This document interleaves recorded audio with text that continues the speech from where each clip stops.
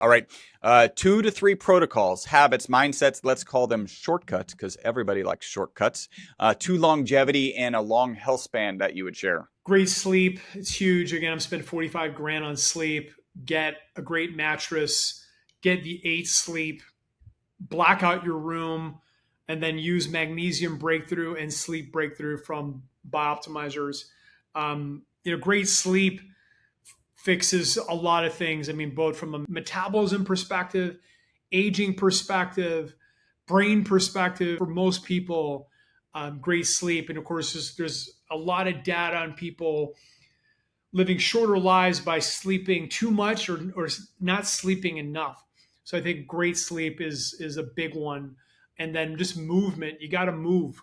Our bodies are designed for movement. So, micro movement throughout the day. 3 days of weightlifting a week is all you really need, full body.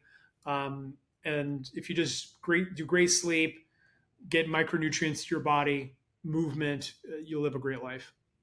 Okay, excellent.